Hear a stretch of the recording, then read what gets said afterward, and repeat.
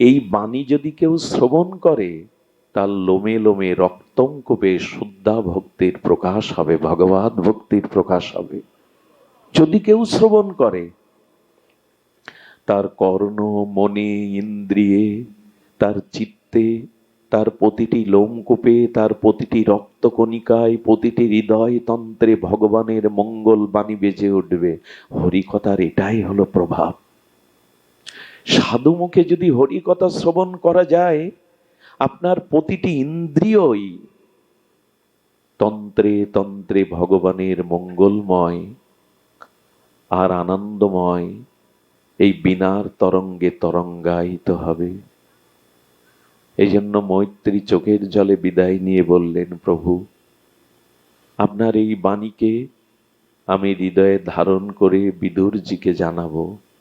আজ এই মৈত্রীয়, এই মহাঋষি মহারাজের একটু জীবনী শুনলে অবাক শুধু হবেন না, জীবনে অনেক পথ চলা সহজ হবে। কিছুটা ভাগবত প্রগতি ভক্তির পথে এগিয়ে যেতে পারবেন। শুনুন তাহলে সেই বিস্ময়কর সাধু মহিমা, সঙ্গ মহিমা, মৈত্রী মহাঋষির জীবন চরিত। কার সুকৃতি পুণ্য একত্রিত হয়ে যখন সৌভাগ্যের উদয় হয়, তখনই জীবের ভাগ্যে শুদ্ধ সাধুসঙ্গ করবার কৃপা লাভ হয়। এই জন্ম মৃত্যু ভ্রমণশীল সংসারে এই জন্ম মৃত্যু ক্ষয়ের সব থেকে প্রকৃষ্ট সময় যখন জীবের সাধুগুরু বৈষ্ণবের সঙ্গামৃত, কথামৃত, কৃপামৃত লাভ হয়। আমরা পুনঃ পুনঃ ভ্রমণ করছি সংসারে, জন্ম মৃত্যু জরা ব্যাধি কাল কবলিত চক্রে।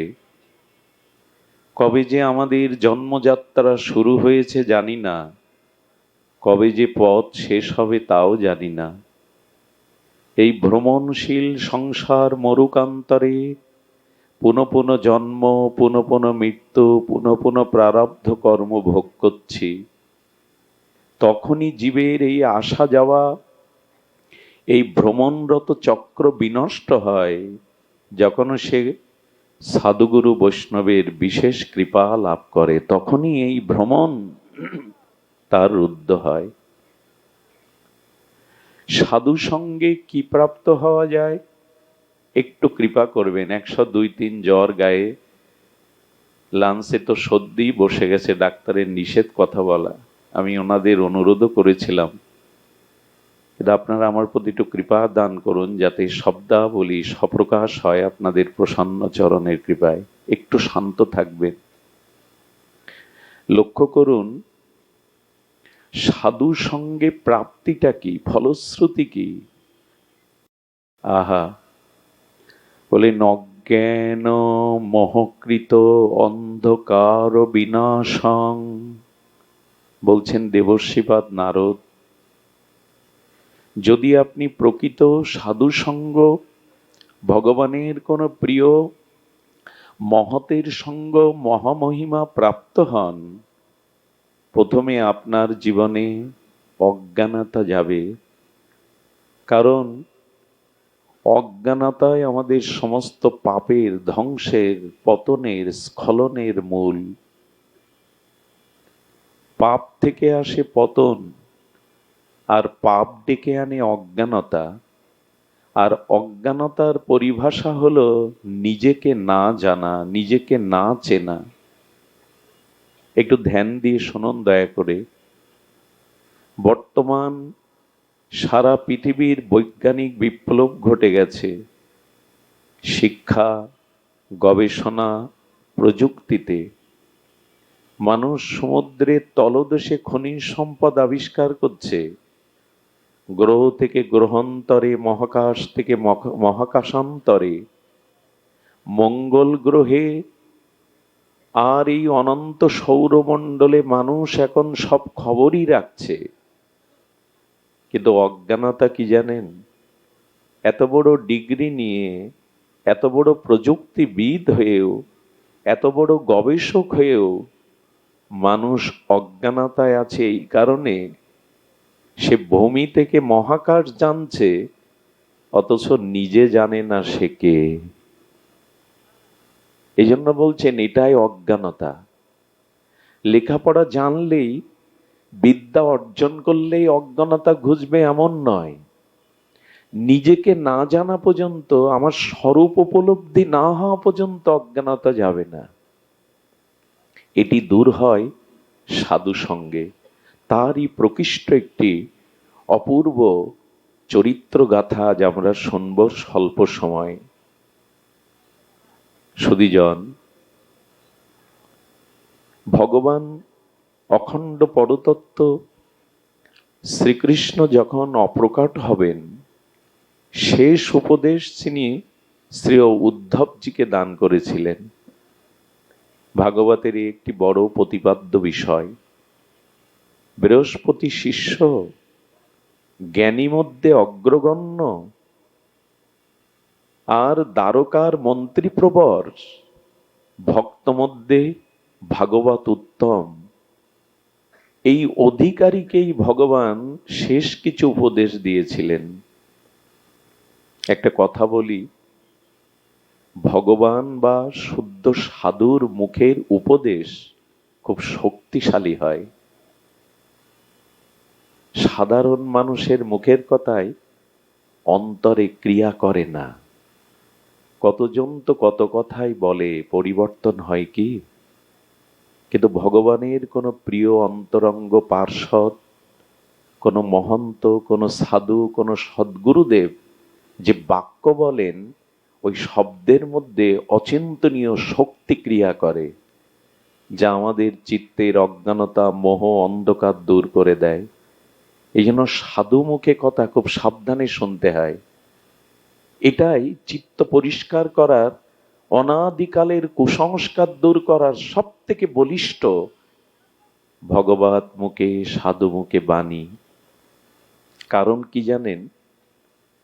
সাধারণ সংসারে বিষয়ী লোকের সাথে দেখা হলে আপনার সাথে যেটুকু তার কথা হবে, তার মধ্যে সে নিজের স্বার্থকেই প্রাধান্য দেবে, আপনার মঙ্গলকে নয়। আবার বলি, ভগবত ভজন বিমুখ, সংসারে বিষয় আসক্ত মানুষের সাথে যখন আপনার পথ চলা হবে, সাক্ষাৎ হবে, কথা হবে, তখন সংসারী বিষয়মুখী মানুষ তার স্বার্থের কথাই আপনাকে বলবে, আপনার কল্যাণের কোনো কথা সে বলবে না। কিন্তু সাধু যখনই ভগবানের চরণাশ্রিত কোনো শুদ্ধ ভক্তের সঙ্গ পাবেন, তখন তার হৃদয়, মনে, তার দৃষ্টিতে, বাক্যে কিসে আপনার মঙ্গল হবে সে তাই বলে। সাধুর পরিচয় বাহ্যিক কোনো পোশাকে নয়। পোশাকটা প্রয়োজন, কিন্তু সাধুর মূল পরিচয় যিনি পরহিতে রত, পরের মঙ্গলের জন্য যার কায় মনো বাক্য জীবন যৌবন উৎসর্গিত হয়েছে, এটাই সাধুর লক্ষণ। আমার মতো পোশাক দেখে, মালা তিলক দেখে সাধু ভাবলে ভুল হবে।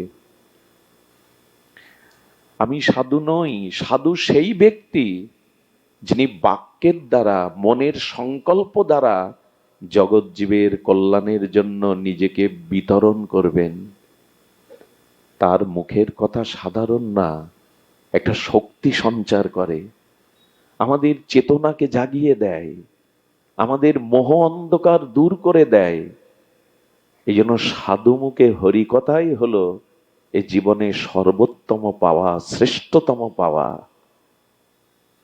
এই জন্য উদ্ধবজিকে যখন ভগবান পরম উপদেশ দিচ্ছেন, তার পেছনে কে দাঁড়িয়েছিল জানেন? মহারিষি মৈত্রী। এই মৈত্রী ঋষি ভগবানের কথা কর্ণপুটে পান করছিলেন। ভগবান শ্রীকৃষ্ণ বললেন, মৈত্রী, তুমি চলার পথে আমার এক ভক্তকে আমার এই বাণীগুলো শুনিও। সে আমার অত্যন্ত প্রিয় বিদুরজি। বিদুরকে তুমি আমার এই বাণী যদি কেউ শ্রবণ করে, তার লোমে লোমে রক্তঙ্কূপে শুদ্ধা ভক্তির প্রকাশ হবে, ভগবৎ ভক্তির প্রকাশ হবে। যদি কেউ শ্রবণ করে, তার কর্ণ, মনে, ইন্দ্রিয়ে, তার চিত্তে, তার প্রতিটি লোমকূপে, তার প্রতিটি রক্তকণিকায়, প্রতিটি হৃদয় তন্ত্রে ভগবানের মঙ্গল বাণী বেজে উঠবে। হরিকথার এটাই হলো প্রভাব। সাধু মুখে যদি হরিকথা শ্রবণ করা যায়, আপনার প্রতিটি ইন্দ্রিয়ই তন্ত্রে তন্ত্রে ভগবানের মঙ্গলময় আর আনন্দময় এই বীণার তরঙ্গে তরঙ্গায়িত হবে। এই জন্য মৈত্রী চোখের জলে বিদায় নিয়ে বললেন, প্রভু, আপনার এই বাণীকে আমি হৃদয়ে ধারণ করে বিদুরজিকে জানাবো। আজ এই মৈত্রীয়, এই মহাঋষি মহারাজের একটু জীবনী শুনলে অবাক শুধু হবেন না, জীবনে অনেক পথ চলা সহজ হবে। কিছুটা ভাগবত প্রগতি ভক্তির পথে এগিয়ে যেতে পারবেন। শুনুন তাহলে সেই বিস্ময়কর সাধু মহিমা, সঙ্গ মহিমা, মৈত্রী মহাঋষির জীবন চরিত। সদীজন, কৃষ্ণ দ্বৈপায়ন বেদব্যাস চলেছেন, ভগবানের জ্ঞানমূর্তি, ভগবানের জ্ঞানাবেশ অবতার। ইনি অমর, ব্যাসদেবের মৃত্যু নাই। উনি চলতে চলতে দেখছেন একটা বেলগাড়ি আসছে। বেলগাড়ি মানে ঘোড়ার গাড়ি। আর একটা পিপীলিকা তার অনতি দূরে সম্মুখে দ্রুত বেগে চলে যাচ্ছে। ব্যাসদেব তার এই দ্রুত চঞ্চলতা দেখে সামনে গিয়ে এই কীটকে, এই পিপীলিকাকে প্রশ্ন করছে, তুমি দ্রুত কেন এখান থেকে সরে যেতে চাইছো? বলেন, হে আচার্য, আপনি প্রণাম নিন। আপনি ভগবানের জ্ঞানমূর্তি, দেখছেন না পেছনে বেলগাড়ি, ঘোড়ার গাড়ি আসছে। আমি যদি তার চাকায় পিষ্ট হয়ে প্রাণ ত্যাগ করি, প্রাণ কে না বাঁচাতে চায়, মৃত্যু কে চায়? তাই তো এখান থেকে দ্রুত আমি সরে যাচ্ছি। আপনাদের শিক্ষিত মনে প্রশ্ন জাগতে পারে, পিপীলিকা কথা বলে? আপনাদের মনে প্রশ্ন জাগতে পারে, ব্যাসদেব যে কথা বলছেন কীট বা পিপীলিকার সাথে, এরা কি কথা বলে? শুনুন তাহলে, পৃথিবীর প্রত্যেকটি প্রাণীর ভাষা আছে তাদের মতো করে। ওরা ওদের সাথে ওদের ভাষায় কথা বলে, বুঝতে পারে। মানুষের ভাষা কীটপতঙ্গের ভাষা এক নয়। তবে আপনাদের একটা কথা বলি, প্রত্যেকটি প্রাণীর ভাষা ভগবান আর মহাপুরুষগণ বুঝতে পারেন। প্রত্যেকটি ভগবানের প্রিয় অন্তরঙ্গ ভক্ত বা ভগবান এরা বুঝতে পারে। আচ্ছা বলুন তো, বনের হিংস্র ব্যাঘ্র পথে শুয়ে রয়েছে, শ্রীকৃষ্ণ চৈতন্য মহাপ্রভু মধুর কণ্ঠে হরিনাম নিতে নিতে চলেছে ঝাড়িখণ্ডের জঙ্গলে। তো জঙ্গলে চলতে চলতে বাঘের গায়ে ভাবাবেশে তো মহাপ্রভু হরিনাম সংকীর্তনে মধু, যারা হরিনাম করবে তাদের কণ্ঠটা মধুর হতে হবে, না হলে অন্যের হৃদয় স্পর্শ করবে না। বলে মধুর মানে গলায় খুব ভালো সুর থাকতে হবে? বলো না।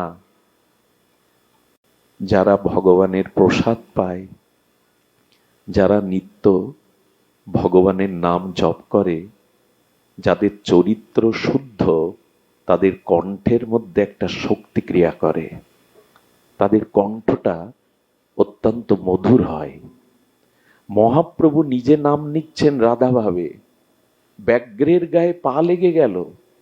আচ্ছা আপনাদের কি মনে হয় 550 বছর আগে বনের কোনো হিংস্র বাঘ গায়ে পা লাগলে ক্ষমা করবে তাকে? বাঘের ধর্ম কি কাউকে ক্ষমা করা? কি ঘটলো জানেন? মহাপ্রভু বাঘের গায়ে ওনার চরণ লাগলে বাঘের চোখের দিকে তাকিয়ে কথা বলেছিলেন, ভগবান পারেন। মহাপুরুষগণ প্রতিটা প্রাণের অন্তর্নিহিত সংবেদনশীল ভাষা বুঝতে পারেন। মহাপ্রভু বললেন, ব্যাঘ্র, কত জন্ম কত পাপের দ্বারা এই সাপাত সংকুল হিংস্র প্রাণীতে জন্মেছ, এসো একবার কৃষ্ণ কহ, একবার হরি বলো, তোমার অভিশাপ ঘুচে যাবে। একবার একবার একবার একবার কথাটি কথাটি শুনুন। উলুধ্বনি বারবার দিতে হবে না, দিলে একবার দিবেন। মঙ্গল ধ্বনি হলো হরি কথা। আচ্ছা, বাঘ মহাপ্রভুর কথা শুনবে তো? এটা সত্য যুগের ঘটনা নয়, ত্রেতার ঘটনা নয়। ব্যাঘ্র মহাপ্রভুর অন্তর্নিহিত ভাগবত ভাষা বুঝে, ব্যাঘ্রের চোখে জল, ব্যাঘ্র তো হাত নাই মানুষের মতো, পা দুটো তুলে প্রভুর সাথে কৃষ্ণ নামে নৃত্য করতে লাগলো। কে বলে ওদের ভাষা বোঝে না? তেমনি ব্যাসদেব ভগবানের জ্ঞান মূর্তি, প্রতিটি প্রাণীর ভাষা উনি বোঝেন। পিপিলিকাকে বলছেন, তুমি কেন দ্রুত সরে যাচ্ছ? বলে, বেলগাড়ি এসে তো চাপা দিয়ে দেবে। ব্যাসদেব কি বলল জানেন? কি অদ্ভুত কথা! ব্যাসদেব বললেন, তোমার মরাই উচিত। খুব ধ্যান দিন, কথাটা যেন হৃদয় থেকে সরে না যায়। কথা তো অমৃত, কথা জীবন দান করতে পারে। বললেন, তোমার এই পিপিলিকা জন্ম, ক্ষুদ্র জন্ম তো বেলের চাকায় মারা গেলেই তো ভালো, আর একটা জন্ম পাবে, ক্রমোন্নতি হবে। কি বলল জানেন? কথাটা অন্তরে লিখে নিন। পিপিলিকা বলছেন, মৃত্যু কেউ চায় না, আর আমি মরতে চাই না কেন জানেন ভগবান? মরতে চাই না এই জন্য যে জীব যে কুলেই জন্মায় সেই কুলেই সে একটা সুখের অনুভূতি খুঁজে নেয়। এই জন্য ওই কুল থেকে সে নিষ্কৃতি পেতে চায় না। কিভাবে বোঝাই কথাটা শুনুন। ভক্তমালে নাভা গোস্বামী লিখেছেন, একবার এক রাজার কাছে এক ত্রিকালজ্ঞ জ্যোতিষী গিয়েছিল। জ্যোতিষীকে প্রণাম করে রাজা হস্তরেখা বিচার করে বললেন, আমার আগামী জন্ম কি বলতে পারবেন? কি হব আমি? রাজার জীবনে অনেক অন্যায় অত্যাচার পাপ কর্ম ছিল, আর সাধু কখনো তাকে আবেগতাড়িত কথা বলেন না। একটা জিনিস হাত জোর করে বলি, তার সাথেই বন্ধুত্ব রাখবেন। কার সাথে জানেন? অনেকেই আজকাল বলতে শুরু করেছে, ও আমার খুব ভালো বন্ধু, এই কারণে আমার ভালো মন্দ দুটাই মেনে নেয়। আমার ভালো মন্দ দুটোই মেনে নিয়ে আমাকে ভালোবাসে, ওই আমার ভালো বন্ধু। পৃথিবীতে ওর থেকে শত্রু আপনার কেউ নেই যে আপনার ভালো মন্দ দুটোই মেনে নেয়। সেই প্রকৃত বন্ধু যে মন্দটাকে আপনার জীবন থেকে কড়াভাবে, শাসনের ভাবে এবং আপনাকে তিরস্কার করে আপনার অসৎটা, মিথ্যাটা, আপনার দোষটা সে মুছে দিয়ে আপনার মধ্যে শুধু গুণগুলোকেই চায়, এই হলো প্রকৃত বন্ধু। আপনি বিশ্বাস করবেন, কর্ণ অর্জুনের থেকে অনেক উপরে। কে? কর্ণ। এমন দাতা কেউ ছিল না। আরেক শ্রীকৃষ্ণ রথে না থাকলে কর্ণের একটা বাণের আঘাত সহ্য করার ক্ষমতা অর্জুনের ছিল না। কিন্তু সেই কর্ণ কুরুক্ষেত্রে বিনাশ হয়ে গেল। কারণ কি জানেন? কর্ণ বন্ধুত্ব করেছিল দুর্যোধনের সাথে, আর দুর্যোধন বলেছিল, আমার সৎ অসৎ দুই সময় কর্ণ আমার সাথে থাকে। আর কর্ণ এই কথা বলেছিল, দুর্যোধনের সৎ অসৎ সপ্তাহতেই আমি তার কাছে আসি মরণ পর্যন্ত। এই জন্য কর্ণের জ্ঞান বিদ্যা বীরত্ব থাকলেও পতন হলো। আপনারও পতন হবে যে আপনার মন্দটাও মেনে নেয়, ভালোটা মেনে নেয়। তার সাথেই বন্ধুত্ব করবেন যে চিরকাল আপনার মন্দটাকে দূরে থেকে ভালোটার সময় সাথে থাকে। নালে কিন্তু কর্ণের মতো পরিণতি হবে। অনেক গুণ অনেক বিদ্যা থাকলেও পতন আটকাতে পারবেন না। এখন বেশ আবেগে আমরা বলি আমার ভালো মন্দ দুটোইও আমার সাথের সাথী, সর্বনাশ করে দেবে আপনার। সুধীজন, কি বলছে পিপীলিকা শুনুন। ওই জ্যোতিষী রাজাকে বলছেন, রাজা রাজা আপনি কিছু মনে নেবেন না, আগামী জন্মে আপনি শূকর যোনি প্রাপ্ত হবেন। কি যোনি? শূকর যোনি। কেঁপে উঠল বুক ভয়ে, জানে তো নিজের পাপ আছে। বলেন আপনি কৃপা করে বলুন ওই জন্ম থেকে তাড়াতাড়ি আমি কি করে মুক্তি পাবো, কারণ শূকর জন্ম বড় কষ্টের, বড় যন্ত্রণার।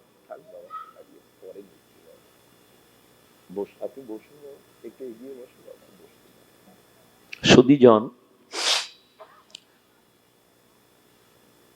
জ্যোতিষী বললেন ওই শূকর যোনি প্রাপ্ত হওয়ার পরে কেউ যদি দ্রুত আপনার মৃত্যু করিয়ে দেয়, আপনি দ্রুত 84 লক্ষ যোনি ক্রমে এগিয়ে যেতে পারবেন। বলে আমাকে চিনবে কি করে যে আমাকে উদ্ধারের জন্য মেরে ফেলবে, হত্যা করবে? বলে আমি আপনাকে আশীর্বাদ করছি, আপনি এই গ্রামের আশেপাশে যারা শূকর পালন পোষণ করে 1 মাস পরে জন্মাবেন, আর আপনার কপালে একটা সাদা রেখা থাকবে, ওই রেখাই নির্ণয় করবে আপনার পরিচিত যে না আপনি এই শূকর জন্ম পেয়েছেন। মৃত্যুর আগে বড় পুত্রকে বলে গেল আশেপাশে খোঁজ করিস, যে শূকরের মস্তকে সাদা রেখা দেখবি তাকে তলোয়ার দিয়ে কেটে দিবি, যাতে তোর পিতা অন্তত আগামী জন্মে কিছুটা দ্রুত অন্য জন্মে ক্রমোন্নতি যেতে পারে। কাল তার মৃত্যুকে গ্রাস করলো, মৃত্যু বা কাল তাকে গ্রাস করলো। 1 মাস পর তার বড় পুত্র তলোয়ার নিয়ে শূকর পালন পোষণকারীর গৃহে গিয়ে দেখে সদ্য 7 দিন আগে একটি শূকর জন্মেছে এবং সেই সাদা রেখা। যখনই তলোয়ার তুলে তাকে হত্যা করতে গেছে, মানুষের ভাষায় কথা বলে কেঁদে উঠেছে, আমাকে মেরো না, আমাকে মেরো না। আপনিই তো বলেছিলেন মৃত্যুর আগে আপনি উদ্ধার হতে চান ক্রমোন্নতিতে। বলে তখন জানতাম শূকর জন্মে সুখ নাই, কিন্তু এখন দেখছি শূকর জন্মের থেকে সুখের জন্ম আর নাই। কথাটা বলবার অভিপ্রায় হলো, খুব ধ্যান দিন, মানুষ যে যে কুলে জন্মায়, যেখানে জন্মায় ওখানে সে সুখের অনুভূতি খুঁজে পায়, এই জন্য ওই জন্ম ত্যাগ করতে চায় না। মায়ার কি প্রহলিকা দেখুন। আমি যদি বৈষ্ণব অপরাধে, ব্রাহ্মণ অপরাধে মলমূত্রের কীট হয়ে জন্মাই, ওই যে মলমূত্রের কীটকে, গোবরের পোকাকে ওখান থেকে তুলে পদ্মের পাপড়ির মধ্যে রাখবেন, ও ছটপট করবে। ওর অন্তর্নিহিত ভাষা কি হবে জানেন? আমাকে দ্রুত ওই পচা মলমূত্রের মধ্যে দিয়ে দাও, ওখানেই আমি সুখ পাচ্ছিলাম। মায়া যে কত প্রবল। ওই বলে গেল আমাকে মেরে ফেলিস, তোর বাবা হয়ে যাতে উদ্ধার হতে পারি দ্রুত, ওই বলছে মেরো না। আরে প্রহ্লাদ মহারাজ নরসিংহ দেবকে বলছেন সবার পাপকে আমায় দিয়ে সবাইকে উদ্ধার করো। নৃসিংহদেব বললেন ভক্ত যা চাই আমি তা মঞ্জুর করি, বলো কাদের উদ্ধার করতে চাও। প্রহ্লাদ যাদের দিকে তাকিয়েছিলেন, যাদের কথা ভেবেছিলেন, বললেন সব উদ্ধার হয়ে যাবে, কিন্তু আগে দেখো তারা উদ্ধার হতে চায় কিনা। প্রহ্লাদ সবার কাছে গিয়ে বললেন বৈকুণ্ঠের বিমান এসছে, আপনারা যাবেন না? বলে আমার ছেলের বিয়ে বাকি তো, আমার মেয়ের বিয়ে বাকি তো, আমার এখন এই স্বাদটা মেটেনি। বিস্ময়কর চোখে প্রহ্লাদ দেখছে যে বৈকুণ্ঠ খেতে কেউ রাজি না, সংসারের সবাই সংসার সুখে ব্যস্ত। আচ্ছা, একজনকে না নিয়ে গেলে অপমান হবে বলে একজনকে না নিয়ে গেলে এক শূকরকে দেখে বলছে তুমি যাবে। শূকর বলছে শুকরানীকে শুনে দেখি, শুকরীকে শুনে দেখি ও যায় কিনা আমার সাথে। শুকরী বলছে ওর কাছে শোনো, স্বর্গে বিষ্ঠা আছে তো, বৈকুণ্ঠে মলমূত্র আছে তো, ওইটাই তো আমাদের খাদ্য। প্রহ্লাদ নমস্কার করে নরসিংহদেব বলছেন ভগবান তো বলিহারি তোমার মায়া, তোমার মায়ার কি প্রভাব। বিশ্বাস করুন, এখন যদি বৈকুণ্ঠের রথ আছে না, আমাদের মধ্যে 99% মানুষ সংসারের দোহাই দেবে, এই কাজ বাকি, ওই কাজ বাকি, এখন যাব না। এই জন্য মায়া বড় প্রবল। ওই পিপীলিকা তখন বলছে প্রত্যেকটি জীব স্ব জন্মে ওখানে সুখের অনুভব পায়, এই জন্য কেউ যেতে চায় না। আমি যাব না, মরতে চাই না আমি, ক্ষমা করবেন, মরতে চাই না আমি। আর কি বললেন জানেন? কথাগুলি কথা নয়, অমৃত পিপীলিকা যা বললেন, ব্যাসদেবের চোখ বড় বড় হয়ে গেছে। উনি বললেন, প্রভু, পিপীলিকা তো 2 মাস 4 মাস আয়ু পায়, আপনি নিজেও জানেন এমন এমন প্রাণী আছে যে এপাশে জন্মায়, এপাশ ফিরতে গিয়ে মারা যায়। আমি যদি ওই জন্মে আবার চলে যাই, পিপীলিকা তো 2-4 মাস স্থায়ী হয় তাদের আয়ু, কিন্তু মশাগুলো, কিছু প্রাণী আছে এপাশে জন্মায় আর এপাশে ফিরতে গিয়ে। এবার আপনাদের কাছে আমার সবিনয় নিবেদন, আমাদের কত জন্ম, কোটি না, অদ্ভুত না, পরার্ধ কোটি জন্ম হয়ে গেছে, তারপরে ভগবানের বিশেষ কৃপায় আমরা মানুষের জন্ম পেয়েছি। একবার ভাবুন তো, ওই 84 লক্ষ জনি ভ্রমণ করতে করতে ক্রমবিবর্তন হতে হতে মনুষ্য জন্ম পেয়েছি, তারপরে সনাতন ধর্মে জন্মগ্রহণ করার ভাগ্য পেয়েছি, যেখানে শ্রীরাম কৃষ্ণ জগৎবন্ধু এরা এসেছে। সেই মাটিতে জন্মেছি যে মাটিতে গড়াগড়ি দিলে ভক্তি হয়। সেই জন্ম পেয়ে ভজন না করে, নিজের উদ্ধার না করে আবার যদি ওদের জায়গায় ফিরে যায়, তখন কি হবে বলুন তো? দয়া করে নিজের উদ্ধার করুন, আর যেন পতন দিকে না যেতে হয়। পৃথিবীতে এমনও প্রাণী আছে এই মুহূর্তে জন্মালো, এই মুহূর্তে মরল, কত কোটি বার এভাবে ক্রমচক্র চলছে। ব্যাসদেবের চোখে জল এসে গেছে ওর কথা শুনে। একটা প্রশ্ন, পিপীলিকা তার পূর্বজন্মের কথা বলছে কেন? এখন তো মানুষ যুক্তি ছাড়া কোনো কিছু নেয় না। পিপীলিকা পূর্বজন্মের কথা মনে আছে কি করে? কি বলল জানেন? ব্যাসদেব বললেন, তোমার পূর্বজন্মের স্মৃতি মনে আছে কেন জানো? বলে, প্রভু জানি, আমি এক জন্মে অনেক পাপ করেছিলাম, কিন্তু 2টি মাত্র ভালো কাজ করেছিলাম। একটি হলো আমার বৃদ্ধ মাকে আমি সেবা করেছিলাম। আমার বৃদ্ধ মার মলমূত্র আমি নিজে হাতে কাটতাম। মা আমাকে আশীর্বাদ করেছিল। আর আমার দুয়ারে একবার সাধু অতিথি এসেছিল, আমি তাদেরকে শ্রদ্ধা ভরে সেবা করেছিলাম। এই 2টো কর্মের কারণে আমার পূর্বজন্মের স্মৃতি মনে আছে। দেখুন, আপনার অতীত জন্মের কোনো সুকৃতি না থাকলে এই জন্মে আপনার মেধা, শ্রী, এইসব বুদ্ধি খুলবে না। এটা আপনার গত জন্মের কোনো সুকৃতির ফসল। এই জন্য এই জন্মে যদি একটু সৎ কাজ করে যেতে পারেন, পরোপকার করে যেতে পারেন, পিতামাতা গুরুর সেবা করতে পারেন, আগামী জন্মে এগিয়ে থাকবেন, অনেক এগিয়ে থাকবেন। জোর করে বড় হওয়া যায় না, অর্থ ক্ষমতা বল দিয়ে বড় হওয়া যায় না। যাই ভগবত কর্ম, অতিথি সেবা, পিতামাতার সেবা। দয়া করে বৃদ্ধ পিতামাতাকে কেউ অবজ্ঞা করবে না। ওদের একটা আশীর্বাদ আপনার আগামী জীবনটাকে মঙ্গলময় করে দিতে পারে। বর্তমান সময়ে সব থেকে কষ্ট আছে বাড়ির বৃদ্ধ বৃদ্ধারা। আমি একবার নিজেকে ধরে রাখতে পারিনি। আমার জন্মস্থানের একজন ব্যক্তি, সমাজে অনেক উচ্চ পদ পেয়েছিলেন তিনি, আমি তার নাম বলবো না। উনি যখন প্যারালাইসিস হয়ে পড়ে থাকেন, তার মানুষ করা, লেখাপড়া শেখানো পুত্রবধূ আর পুত্র কি করতো জানেন? ওই মলমূত্র ত্যাগ করা পিতার কাছে যেত না, টাকা দিয়ে একটা মোটর লাগিয়েছিল, আর মোটরে একটা পাইপ দিয়ে 10 হাত দূর দিয়ে মোটর ছেড়ে দিয়ে তার ওই মলমূত্র ধোয়ার জন্য লোক রেখে দিত, জোর করে এই জলগুলো তার গায়ে দিত, ছটপট করত। এজন্য সংসার আঁকড়ে ধরে বসে থাকবেন না। 50-60 বয়স হলে একটু বন্ধু সুন্দরের চরণে গিয়ে নাম করুন, চলে যান কোন তীর্থ ধামে গিয়ে। আগে এই ব্যবস্থাটা ছিল, এখন মানুষ যত বয়স হয় আঁকড়ে ধরে থাকে আর লাঞ্ছনা গঞ্জনা পেতে থাকে।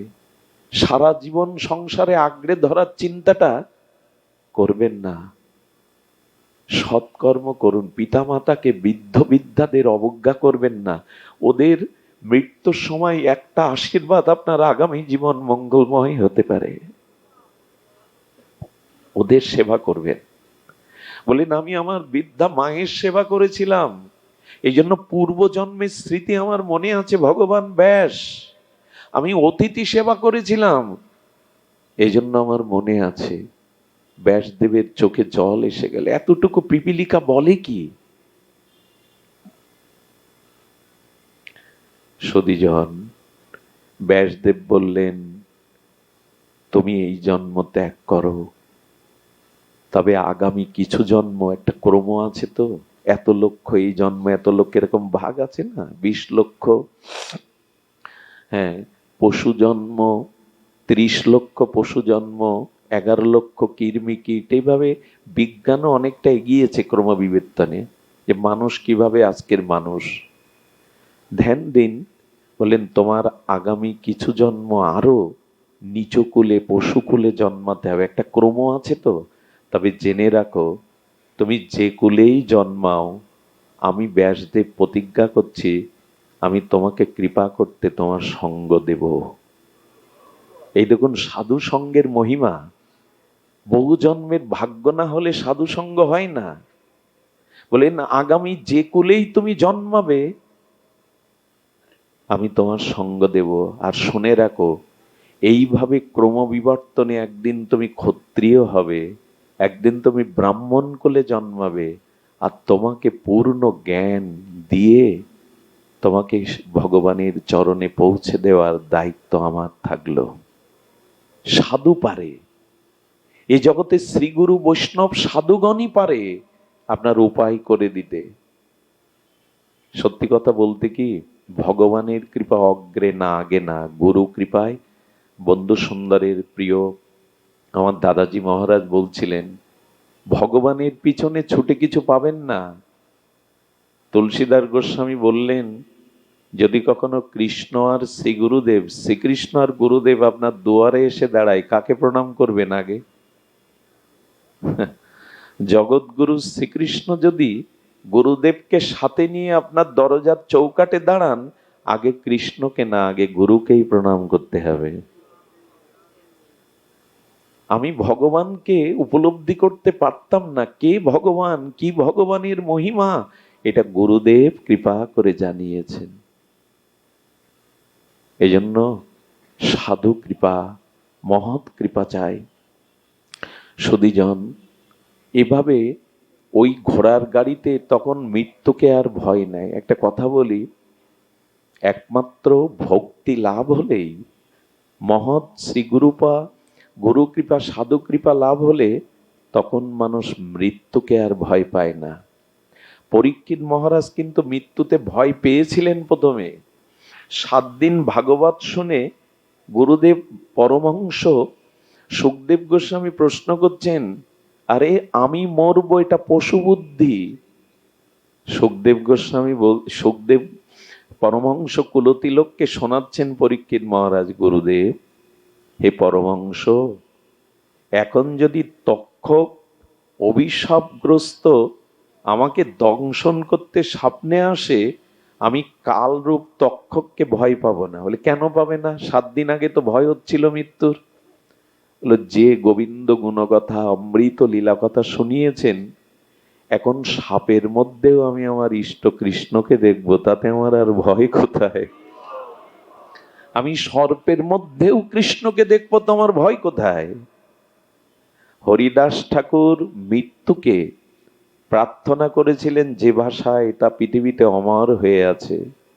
হরিদাস ঠাকুর মহাপ্রভুকে বলেছিলেন, হৃদয়ে ধরিব তোমার ও কমল চরণ। দেখুন তো এই মৃত্যুটা কেমন, এ তো ভয়ের মৃত্যু না, এ তো বিজয়ের মৃত্যু, উৎসবের মৃত্যু, আনন্দের মৃত্যু। হৃদয়ে ধরিব তোমার ও কমল চরণ, নয়নে হেরিব তোমার ও চন্দ্র বদন, জিহ্বায় উচ্চারিব শ্রীকৃষ্ণ চৈতন্য নাম, এই মতো ইচ্ছা মোর ছাড়িব পরার। এ মৃত্যু তো ভয়ের না, এ মৃত্যু তো অন্ধকারের না। হরিদাস বলছেন আমি চলে যাব, কেমন করে জানো? তোমার কমল চরণ দোকানা বুকে ধরব, আমার নয়ন ভৃঙ্গ ভ্রমর, তোমার কমল বদনের ওই অমৃত মাধুর্য পান করতে করতে, জিহ্বায় শ্রীকৃষ্ণ চৈতন্য শ্রীকৃষ্ণ চৈতন্য বলতে বলতে আমি চিরদিনের মতো তোমাতে আশ্রয়। কই এই মৃত্যু তো ভয়ের না। আগে থেকে প্রস্তুতি নিন, যাতে মৃত্যুর সময় অন্তত ভগবানের চরণ স্মরণটা হয়, বন্ধু সুন্দরের মুখের বদনটা নয়নে ভেসে ওঠে। কারণ ওই বদন চোখের সামনে মৃত্যুর সময় আসলেই আর আপনার পরাগতি ছাড়া, শ্রেষ্ঠ গতি ছাড়া নিম্ন গতি হবে না। কিন্তু প্রস্তুতি তো চাই। এই জন্য ভগবানের কাছে প্রার্থনা করবেন, মৃত্যু তো আসবে, সেদিন যেন পিতামাতা স্ত্রী পুত্র কারো মুখ না মনে পড়ে, সেদিন যেন তোমার মুখখানা, তোমার চরণটাই মনে পড়ে, অন্য কোনো দৃষ্টি যেন আমার ওদিকে না যায়। এই জন্যই তো ভগবানকে স্মরণ করতে হয়। এক ভক্ত প্রশ্ন করেছিল, ভগবান, মৃত্যুর সময় অনেক মানুষের স্মৃতিশক্তি লোপ পায়, চেতনা থাকে না, তখন যদি অবচেতন হয়ে তোমার নাম না নিতে পারে? ভগবান বললেন, যারা গুরুচরণ আশ্রয় করে সারা জনম আমার ভজন সাধন করে, মৃত্যুর সময় তার চেতনা লুপ্ত হলে আমি তার হৃদয়ে বসে তার হয়ে ভগবানের নাম করিয়ে নেই। ও দায়িত্বটা তখন আমার উপরে এসে পড়ে। আহা, ও দায়িত্বটা তখন আমার উপরে এসে পড়ে। সারা জীবন তুমি আমাকে ভজন করেছ, এখন আমার দায়িত্ব তোমার হয়ে ভগবানের নাম করে দাও। এ আমার আবেগের কথা নয়, খুব ভুল হয়ে যাচ্ছে আমাদের। ভজন না করে খুব ভুল হয়ে যাচ্ছে। কুকুর শুকরে জন্মালে তো কিছু করতে পারবো না। সংসার করতে হয় বলে এরকম মেতে থাকতে হয়, খাওয়া পরা ভোগ বিলাস আনন্দ ফুর্তি নিয়ে কাটাতে এসছে জীবন। তবে বন্ধু সুন্দর কি ভুল করলো? কান্তি বন্ধু ব্রহ্মচারী মহারাজ কি ভুল করলো? এই সাধু সন্ন্যাসীরা রূপ সনাতন কি ছেঁড়া কাঁথা গায়ে দিয়ে, রাজমন্ত্রী তারা বৃন্দাবনের ধুলায় ছেঁড়া কাঁথা গায়ে দিয়ে পড়ে থাকে, তারা কি ভুল করলো? না ভুল আমরা করছি। সংসার চিরদিন থাকবে না, রূপ যৌবন এই গৃহ থাকবে না। একটা মূল্যবান কথা কি জানেন? জন্মের সময় আমি স্ত্রীকে সাথে নিয়ে আসিনি, পুত্র কন্যাকে সাথে নিয়ে আসিনি, পিতামাতাকেও সাথে নিয়ে আসিনি, আবার মৃত্যুর পরেও এদের সাথে নিয়ে যাব না, সম্বন্ধ থাকবে না। মাঝগানের এই কটা দিন এরাই সব হয়ে গেল, ভগবানকে ভুলে গেলাম। অথচ জন্ম জন্মান্তরে তো ভগবানই আমার। চক্ষু দান দিলা যেই, জন্মে জন্মে প্রভু সেই। গুরুদেব তো এক জন্মের নয়, রাধারানী তো এক জন্মের নয়, আমার গৌর সুন্দর তুমি এক জন্মের নয়, জন্ম জন্মান্তরে। তাকে ভুলে থাকাটা ঠিক না। সাধু সঙ্গে আসলেই বিবেক জেগে ওঠে মানুষের। আমাকে কিছু করতে হবে, দ্রুতই করতে হবে, সময় ফুরিয়ে আসছে। এই জন্য সাধু সঙ্গে তদোদয়ে তো বিবেক, বিবেক জেগে ওঠে। এটা আর কোথাও ওঠে না, বিশ্ববিদ্যালয়েও ওঠে না। সাধু সঙ্গেই বিবেক জেগে ওঠে। এরপর এই পিপীলিকা আরো কত প্রাণী কুলে জন্মালেন, শেষে ক্ষত্রিয় কুলে জন্মালেন। তখনই ব্যাসদেব আবার এলেন। এই যে আপনাদের সাথে তো আমার কোনো রক্তের সম্পর্ক নাই, কোনো স্বার্থের লেনা দেনা নেই, কিন্তু অনেক মুখ দেখে মনে হয় আপনারা আমার অনেক জন্মের চেনা, যেন আপনাদের কোনো জন্ম। আসলে এই যারা স্বজাতীয় সঙ্গ করে এক জন্মের না, এটা অনেক জন্ম ধরে করে আসছেন আপনারা, এটি এক জন্মের না। ব্যাসদেব আবার এসেছেন, এসে বলছেন ক্ষত্রিয় হয়ে জন্মেছ, মানুষের দান ধ্যান করো, মানুষের ভয় দূর করো, আর 50 পেরিয়ে গেলে ভগবানের ভজনে মনোনিবেশ করো। ছোটবেলায় স্কুলে মনে পড়তো, শেষের ক্লাসে মন বসতো না, মনটা চলে যেত কখন ঘন্টা পড়বে। ছাতা, ব্যাগ, জলের বোতলগুলো গুছিয়ে নিতাম, দৌড় দেব, মুক্তির আনন্দে ছুটি হয়ে গেছে, এই জন্য বাচ্চাগুলো সব গুছিয়ে নিত। আমরা গোছাচ্ছি তো ঘন্টাটা পড়বে সামনে, আমরা গোছাচ্ছি তো চলে যাওয়ার। একটা অদ্ভুত কথা কি জানেন, গর্ভে, মাতৃগর্ভে সন্তান এলে অনেক প্রস্তুতি নেয় মানুষ। তার ওজন কেমন, কমাস হলো, তাকে তার অবস্থানটা কেমন, নেয় না? কত প্রস্তুতি নেয় না? ঠাকুরমা কাঁথা সেলাই করতে শুরু করে, কেউ খেলনা কিনে রাখে। জন্ম হবে বলে এত প্রস্তুতি, মৃত্যুর প্রস্তুতি নিয়েছ তো? জন্মের জন্য এত প্রস্তুতি, মৃত্যুর প্রস্তুতি নাই। বলে সেটা আবার কেমন? বলে মৃত্যুর প্রস্তুতি হলো আগামীকালের সূর্য আমার জন্য নাও উঠতে পারে, তাই যা করার এই সময়ের মধ্যে করে নাও, ভগবত স্মরণটা করে নাও, আগামীকাল সূর্য আমার জন্য নাও উদয় হতে পারে। এ কি মানুষকে আবেগ দিয়ে বলা কথা? এই জন্য গীতায় বলছেন তস্মাৎ সর্বেষু কালেষু মামনুষ্যর যুদ্ধ চ। আর মহাপ্রভু আমার বঙ্গজননীর ভাষায় তিনি বলে গেলেন, খাইতে শুইতে উঠিতে বসিতে যথা তথা নাম লও। নিঃশ্বাসকে বিশ্বাস করবেন না, ভুল হয়ে যাবে। এই জন্য বললেন ভজন করো, আগামী জন্মে তুমি ব্রাহ্মণ কুলে জন্মাবে, আর এই ব্রাহ্মণ কুলে জন্মালেই তুমি পূর্ণাঙ্গ ভগবত কৃপার অধিকারী হবে। ব্যাসদেব অভয় দিলেন, ভজন করার কৃপা সঞ্চার করলেন, ভজন করে দেহ ত্যাগ করল। পরবর্তীকালে ইনি ব্রাহ্মণ কুলে এসেছিলেন এবং পূর্ব সংস্কার অনুযায়ী বৈষ্ণব ব্রাহ্মণ হয়েছিলেন। ব্রাহ্মণের মধ্যে যদি ভক্ত বা বৈষ্ণব ব্রাহ্মণ হয়, তাহলে জানবেন সে সোনায় সোহাগা। মহাপ্রভু বলেছে ব্রাহ্মণ কুলে জন্মানোটা ভাগ্যের বটে, কিন্তু ব্রাহ্মণ কুলে জন্মে যদি হরি ভজন না হয়, ভগবত ভক্তি না হয়, তবে এই উচ্চকুল তোমার কিছু করে দেবে না। ব্রাহ্মণ কুলে জন্মাতে পারো তুমি পূর্ব স্বীকৃতিতে, কিন্তু হরি ভজন বিমুখ হলে ওই উচ্চ কুল তোমার কিছু করে দেবে না।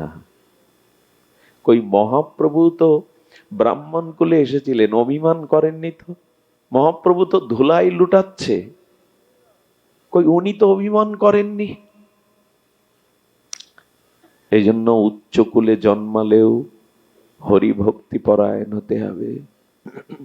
এই ব্রাহ্মণ সারা জীবন অধ্যয়ন অধ্যাপনা যজন যাজন ইষ্ট ভজন করে গেলেন।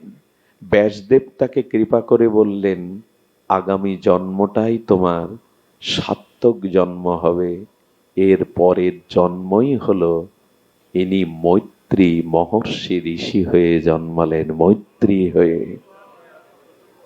কোথায় কীট পিপিলিকা, আর কোথায় আসছেন উনি? একটাই কেবল পথ। উনি ব্যাসদেবের কৃপা পেয়েছিলেন, সাধু কৃপা, গুরু কৃপা পেয়েছিলেন। ইনি এসেছিলেন, ওনার মায়ের নাম ছিল মিতা। মিতা থেকে ওনার নাম হয় মৈত্রীয়। এই মৈত্রীয় রূপে জন্মানোর সাথে সাথে তার ভেতরে শশীকলার ন্যায় বাড়তে বাড়তে ভগবত স্পৃহা জাগলো।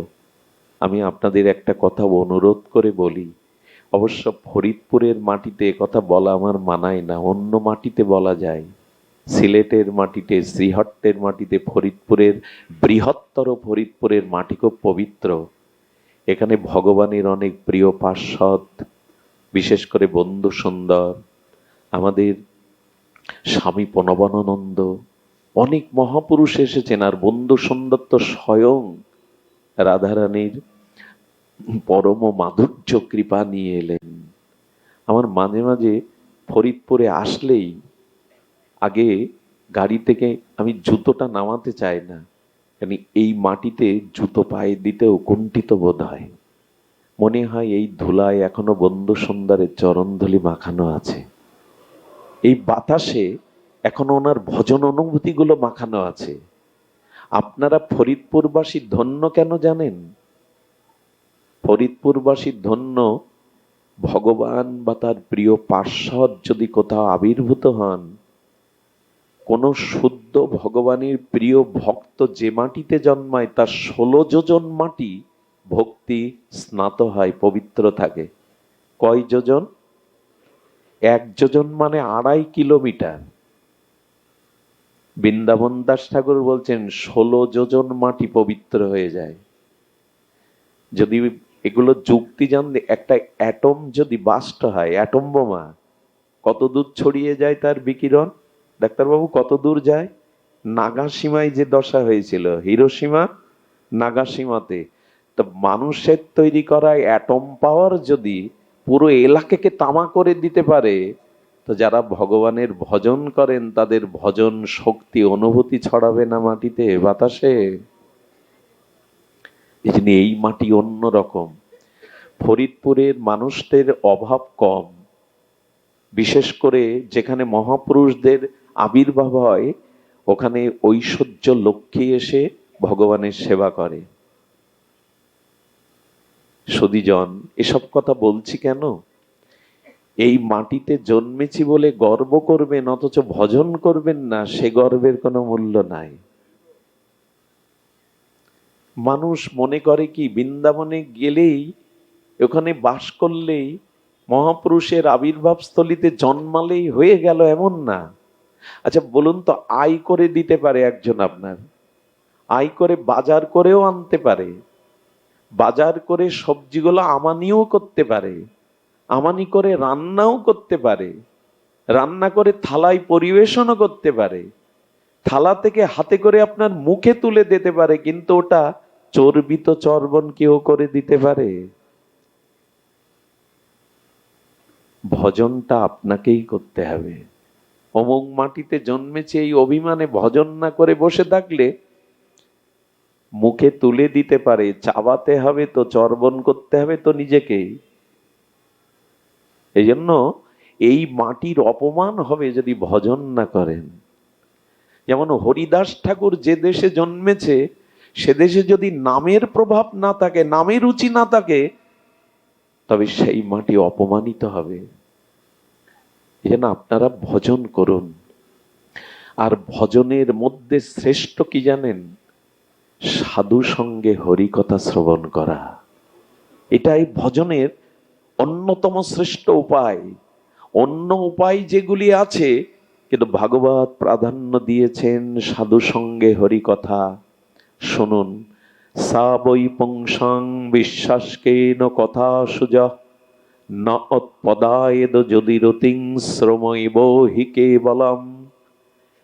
অমল পুরাণ ভাগবতজি বলছেন, দান ধ্যান পুণ্য কর্ম যাগ যজ্ঞ যা কিছু করো, একরকম বৃথা হবে, ব্যথা হবে, যদি ভগবানের কথায় রুচি না হয়, ভগবত কথায় রুচি না হয়, বিশ্বাস কেন কথা সুজ ন উৎপদায়েদ যদি রতি, তোমার ভগবত ভক্তি হবে না যদি ভগবানের দিব্য মাধুর্য মণ্ডিত নামরূপ লীলা কথা সাধু মুখে না শোনো। অর্জুনের মোহ দূর হয়নি, যজ্ঞ করে দূর হয়নি, দান ধ্যান করে দূর হয়নি, ভগবানের চিন্ময় বাণীর দ্বারা দূর হলো। পরীক্ষিত মহারাজের অভিশাপ কৃষ্ণ প্রাপ্তি এমনি হয়নি, সাধু মুখে হরি কথার দ্বারাই হলো। এই জন্য যখনই সময় পাবেন, কলিযুগে মানুষের ভগবত ভক্তি প্রাপ্তির অত্যন্ত সহজতর করে দিয়েছেন মহাপ্রভু বন্ধু সুন্দর নিতাই চাঁদ কৃপা করে। বললেন দুটো জিনিস করো, তোমাদের উদ্ধারের ভার আমার। মহাপ্রভু বলছেন, ভাগবত বলছেন দুটো জিনিস কি? বলো, কানটা খাড়া করো আর জিভটা নাড়াও। খুব কষ্ট কি এ দুটো? জপ তপ দান যজ্ঞ তীর্থ পর্যটন দরকার নেই। যেখানে বিশুদ্ধ ভজনানন্দী নির্মল চরিত্র সাধু কথা বলছে ভগবানের কথা, কান খাড়া করে ওই হরি কথা কর্ণ দিয়ে প্রবেশ করাও। আর কাজের ফাঁকে সমস্ত কর্মের মধ্যে জিহ্বাটা হরে কৃষ্ণ কৃষ্ণ কৃষ্ণ হরে হরে, হরে রাম রাম রাম হরে, নাড়াও, জিভটা নাড়াও। জিভ নাড়াতেও যদি অলসতা হয় আর কান খাড়া করতেও যদি অলসতা হয়, তাহলে আর উপায় কি হবে আমাদের? এই দুটোতেই বেড়া পার হয়ে গেলেন, জন্ম মৃত্যুর ওপারে যেতে পারবেন। সদীজন, এই জন্য হরি কথাতে রুচি আনতে হবে। না হলে একটা সুন্দরী যুবতীকে অলংকার পরান, 20 ভরি 50 ভরি শালাঙ্করা করুন, কিন্তু ওই রমণীর গায়ে সবাই থুতু ছিটাবে যদি তার অঙ্গে কোনো বসন না থাকে। হোক সুন্দরী, হোক তাকে স্বর্ণ অলঙ্কার পরিহিতা, বসন না থাকলে কিন্তু ধিক্কার পাবে। তেমন তোমার দান ধ্যান পুণ্যকর্ম আছে, অথচ সাধু সঙ্গে তোমার হরি কথাতে রুচি হয়নি, জানবে ওগুলো বৃথা,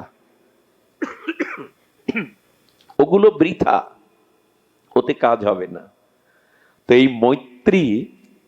এই মৈত্রীও যখন জন্মালেন, ভাগবতের প্রতি তার পূর্ব সংস্কারে রুচি এলো।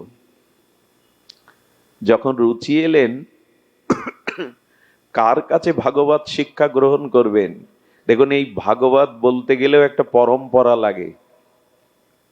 পরম্পরা ছাড়া অনেক শ্রোতা আছে, তারা পাঠ শোনে না সবার মুখে।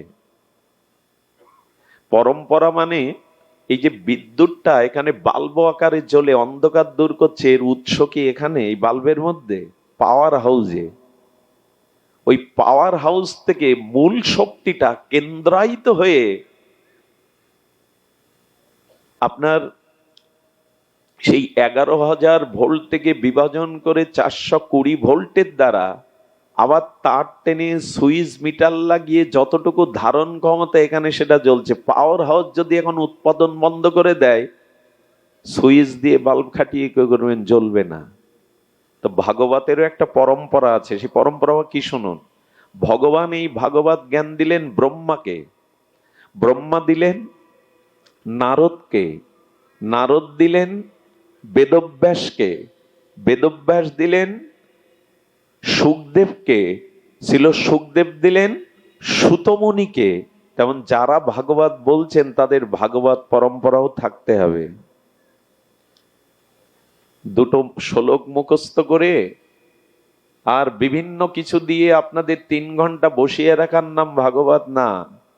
এই জন্য আমার মতো পাঠকের মুখে হরি কথায় আপনাদের কোনো কাজ করবে না।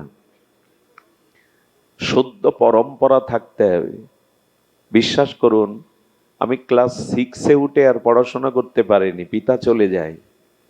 আমি মাঝে মাঝে নিজেও কল্পনা করতে পারি না যে আমি বলছিটা কি।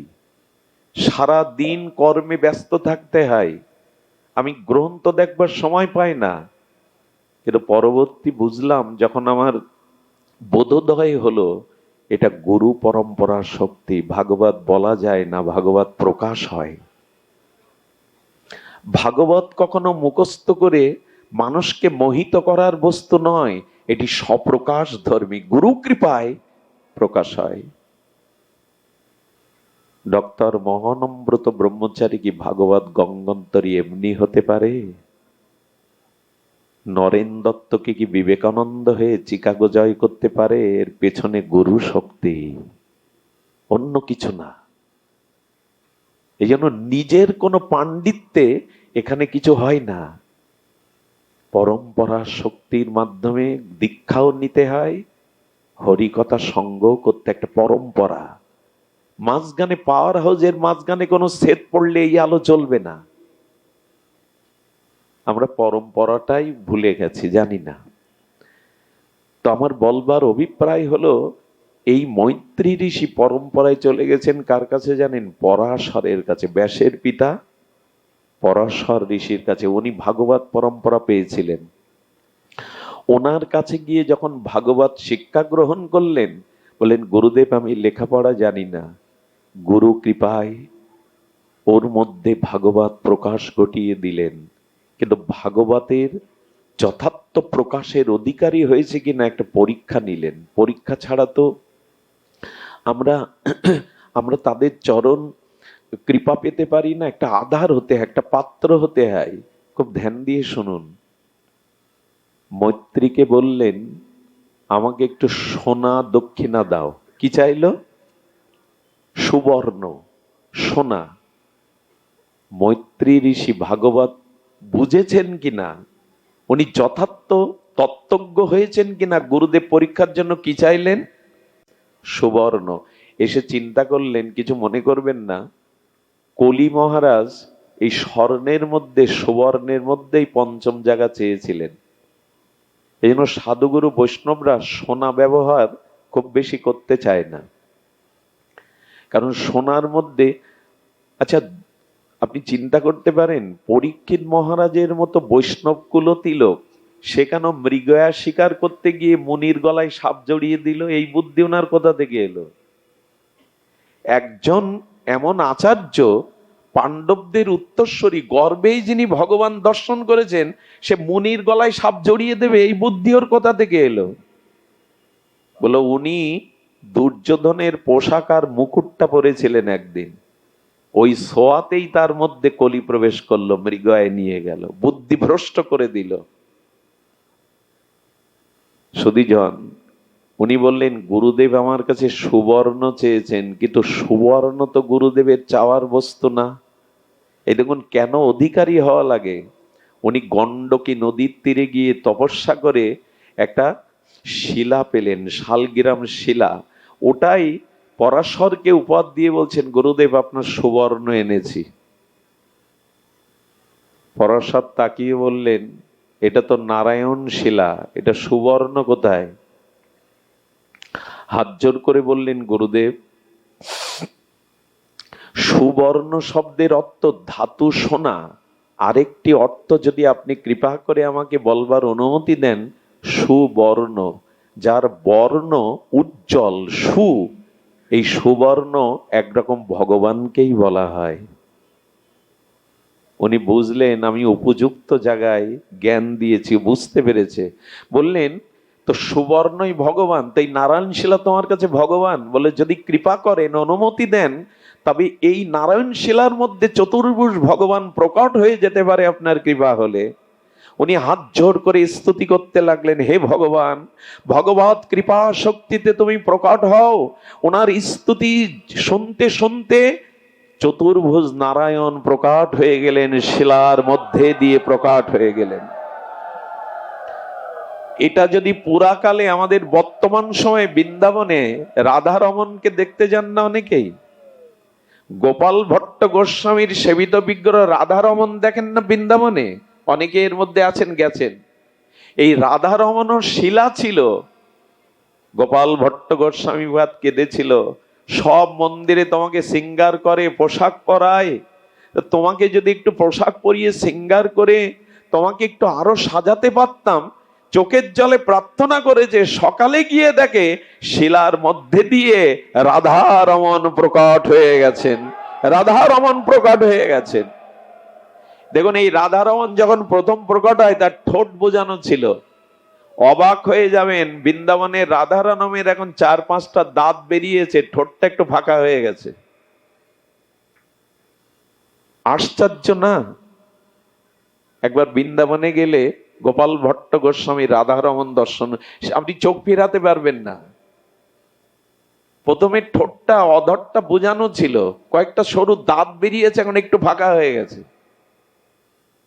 নয়ন ফেরাতে পারবেন না। ভগবান ভক্তের ভক্তি ভাবনার কাছে বশ হয়ে যান, ভক্ত যেভাবে তাকে চায়।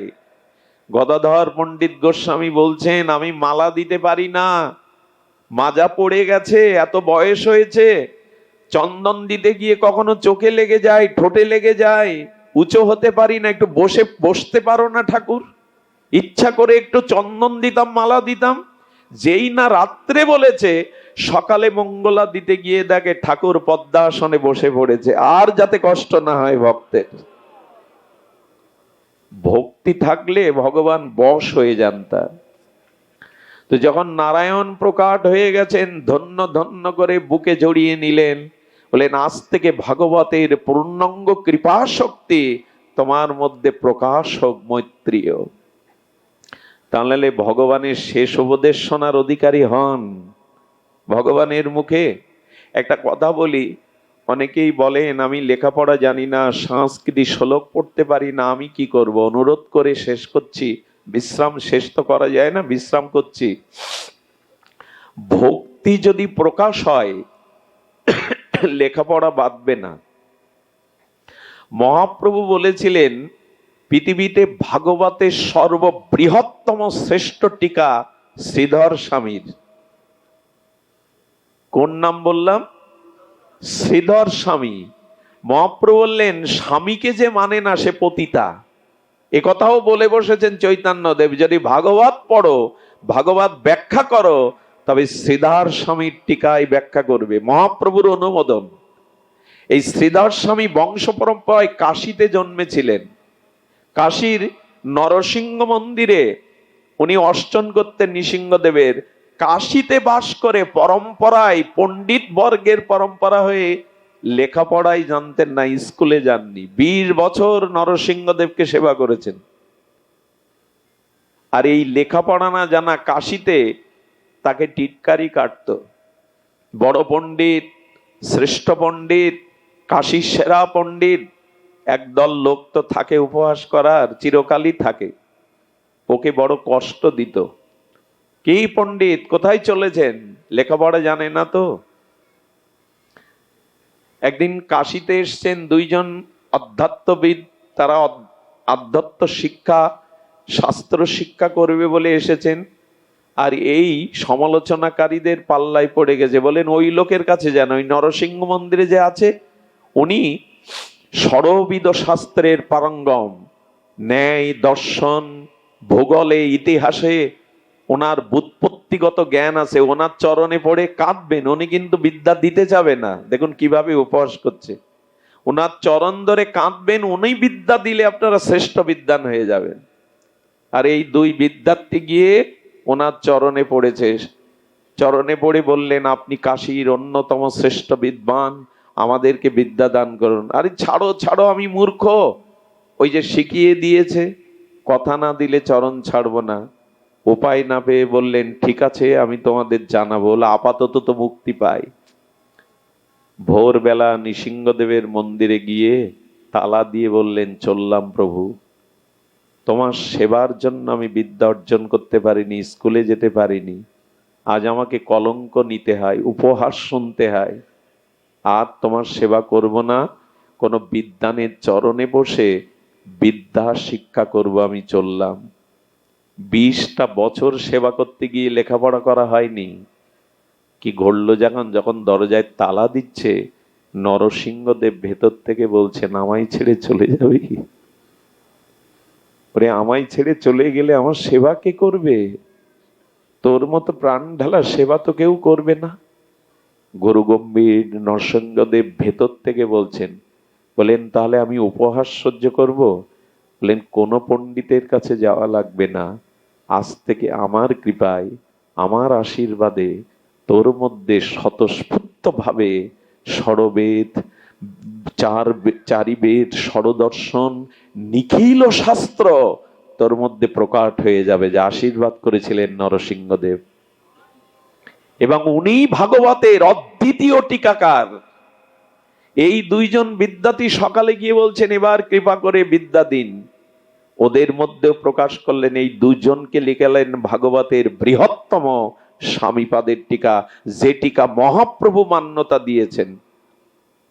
আর আমাদের গৌর আচার্যগণ, আমাদের গৌর মহাজনগণ, গৌর চরণাশ্রিত মহাজনগণ বলেছেন, চারিবেদ ষড়দর্শন পড়িয়াছে যে জন, সে যদি গৌরাঙ্গ নাহি ভজে। আহা, চারিবেদ ষড়দর্শন পড়িয়াছে যেই জন, সে যদি গৌরাঙ্গ নাহি ভজে। বিধাতার অধ্যয়ন লোচন বিহীন জন, অন্ধের দর্পণ কিবা কাজে। আচ্ছা, যতই সুন্দরী হোক, সে যদি জন্মান্ধ হয়, তার সামনে আয়না ধরে কোনো লাভ আছে? অন্ধ ব্যক্তির সামনে দর্পণ রেখে কি লাভ? তেমনি তুমি পণ্ডিত হতে পারো, কিন্তু ভক্তি যদি তোমার না থাকে, ভগবানের অনুরাগ যদি না থাকে, তবে ওই পাণ্ডিত্য তোমার কৃপা ভক্তি লাভে সমর্থ নাই। গৌর চরণ স্মরণ করো, গৌর ভজন করো, ওই গৌর চরণে শরণাগতিতে তোমার মধ্যে বিদ্যা স্বাভাবিকভাবে জেগে যাবে, যেমন স্বামীপাদের জাগলো। তাই কেউ বলবেন না আমি লেখাপড়া জানি না। আরে, একজন গীতা পাঠ করছেন, লোক তাকে নিষেধ করেছে, তোমার সংস্কৃতি উচ্চারণ হয় না, ভুল ভাল পাঠ করো, এতে অপরাধ হয়, পাথর ছুঁড়ে ছুঁড়ে মারে। মহাপ্রভু দেখলেন পাথর মারছে, অথচ গীতা পাঠ বন্ধ করছে না। কে? মহাপ্রভু গিয়ে পেছনে বসলেন, দেখছেন শুধু পাঠ করছেন, ভুল বটে, কিন্তু পূর্ণ নিষ্ঠা প্রেমের সহিত চোখের জল বিন্দু বিন্দু ঝরছে। মহাপ্রভু পাশে বসেছেন, একটু পরে প্রভুকে দেখে চরণে এলু, প্রভু আমি মূর্খ, আমি লেখাপড়া জানি না, গীতা পাঠে ভুল উচ্চারণ হয় আমি জানি, কিন্তু কি করব? দীক্ষার পরে গুরুদেব বলেছিলেন, গীতাটাকে নিয়ে প্রতিদিন বসবি, গীতাটা পাঠ করবি। জানেন, বলে তুমি কাঁদছো কেন গীতা দেখে? আমি তো ভালো অক্ষর জানি না, তাই পৃষ্ঠা খুললেই দেখি ওই প্রতিটি অক্ষরের মধ্যে রথের ওপরে আমার কৃষ্ণ জনার্দন অর্জুনকে উপদেশ দিচ্ছে। আমি ভগবানকে দেখেই কেঁদে ফেলি, চোখে জল এসে যায়। মহাপ্রভু বুকে জড়িয়ে ধরে বললেন, জগতের শ্রেষ্ঠ গীতা পাঠক তুমি, গীতা পাঠের মর্ম তুমি বুঝেছো, ভগবানে ভক্তি। এই জন্য একটু করে শাস্ত্র পড়বেন। মহানামজির গীতা ধ্যান, গৌর কথা জগৎকে প্লাবিত করে দিয়েছে। এক পৃষ্ঠা হলেও নিত্য একটু পড়বেন। এখন মানুষ মোবাইল ব্যবহার, প্রযুক্তি ব্যবহার এত করছে, গ্রন্থ ভুলে গেছে। একটা কথা বলি, মোবাইলে, নেটে, ইন্টারনেটে বা কম্পিউটারে যদি ওগুলো পড়েন, পড়া হবে, অনুভূতি হবে না। কারণ যে লেখক গ্রন্থ লিখেছে, ওই অক্ষরের ভিতর ওই লেখকের হৃদয়ের অনুভূতিগুলো ওর মধ্যে আছে। যখন ওটা চোখ দিয়ে পড়বেন, তখন ওই গ্রন্থকারের অনুভূতিগুলো আপনার মধ্যে প্রবেশ করবে। গীতা নেটে পড়া আর গীতা গ্রন্থ খুলে পড়া এক নয়। ওই অক্ষরের ভিতরে অনুভূতিগুলো পড়বে। তাই প্রতিদিন একটা গীতার শ্লোক, মহতের বাণী পড়বেন, আপনাদের মধ্যে ভাগবত প্রকাশ হবে। এখন এখানে আমার মনে হচ্ছে বৈকুণ্ঠ থেকে, স্বর্গের থেকে এখানের পরিবেশ আরো নির্মল। বৈকুণ্ঠে হরিকথা নয়, হরি আছে। স্বর্গে দেবতা আছে, অমৃত আছে, হরিকথা নয়। তাই জীবনের বাকি দিনগুলো যেখানে হরিকথা, সেখানেই ছুটে যাবেন হৃদয় দিয়ে হরিকথা পেতে নিতে। আপনাদের কল্যাণ হোক, আপনাদের মঙ্গল হোক, এই নামযজ্ঞ সার্থক হোক। অসুস্থ শরীর নিয়ে এসেছি, আপনাদের কৃপা দৃষ্টি যেন বাকি জীবনের সময়টুকু আপনাদের চরণ সান্নিধ্যে হরি কথা রসে অবগাহন করতে পারি। জয় শ্রী গুরু প্রেমানন্দে হরি বল। শ্রী শ্রী বন্ধু সুন্দরের বর্দি